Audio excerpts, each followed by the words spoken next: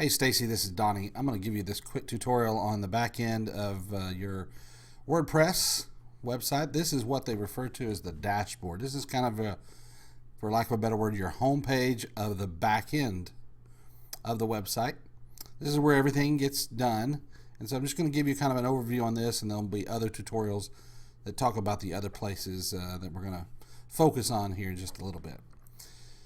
Okay, so in this dashboard, I'm just going to highlight a few things. Some of these you will never use, and some of these you use all the time. So let's just start up here on the left-hand side. This is your menu, for the lack of a better word. This is where you'll spend most of your time, but you won't spend time on every one of these. So, for instance, anytime you see the word updates, don't do anything with that. Same thing down here with plugins. Anytime you see a little circle with a number, that means there's different updates. You even have it up here. You can say update now and all this kind of stuff, and we just don't want you doing any updates. We'll do those updates on our end when we feel like it's time to do those. Sometimes they come up with updates that aren't very good, and they have glitches, and so we try to monitor those, and we'll do updates when accordingly, and so don't worry about that. This right here is a post, and in WordPress terminology that refers to a blog post. So when you're writing blog posts, this is where you'll do that. We'll do another tutorial at some point on how to do a blog post, but for now that's what that means. Media refers to any images on your site. So I'm going to toggle over to this. Any of these images that you see down here on the left, even these rotating images are considered images. And if you go to any of these pages, you're going to have photos. All these are considered to be images that are housed in the media library. In addition to the media library, in addition to images in the media library, you can also find PDF documents, Excel spreadsheets. Those are the primary things that you're going to see in a media library. We don't deal with video because any video that you ever put on your site, we will have that on YouTube, and so in the future, if we do have any video of any kind, that's where that will house. But images, PDFs, and the spreadsheets will be considered this. And this is obviously where you add new, and we'll get into all that a little bit later. Pages.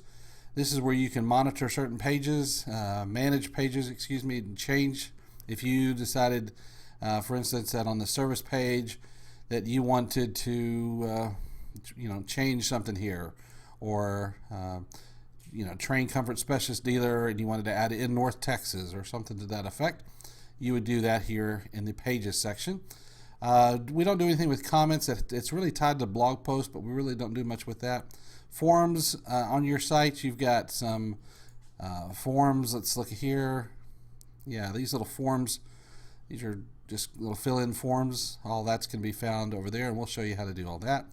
The key thing is this Genesis. This is the theme that the site runs on. You just don't want to do anything with that unless we tell you specifically on how to do certain things. There is something to do with the slider settings, and that's what these things are on the home page, are the sliders. And so from time to time you might have to do something with the sliders. But for the most part, we ask you not to touch anything related to the theme settings, and for sure don't ever change the theme settings because the whole website would go haywire. Appearance, there might be a few things that we look at in this. Also, getting themes, we don't touch that, nor do we touch any of these other things without fully understanding how to manage those. Plugins, we don't want you to do anything with plugins. If you have a plugin, if somebody says you got to get this plugin on your website, please run that past us to make sure that we think the plugin will be sufficient for that. This is where you can add different users to the site. We'll make sure that everybody that is appropriately has a user. You can do those yourself, but you can also get us to do those, and then various other little things that you'll have on the site. Up here, this is just some next steps. I mean, some little simple little shortcuts. Most of those I don't even go to those because these change a lot, so I just manage it all over here in the menu. Over here in the Right Now section, it tells you how many pages you have active, what the theme is. Again, don't do anything really to this. It's just kind of showing you. I don't do anything with this quick press. I really don't do anything with all this information down here. The forms that you see there, it shows how many entries that you've got. And that's pretty much it. That's the dashboard. Again, this is where you'll spend time. When you first log in, this is where you'll go to. And then we'll work on all the other steps in the process to updating your website later. Thanks.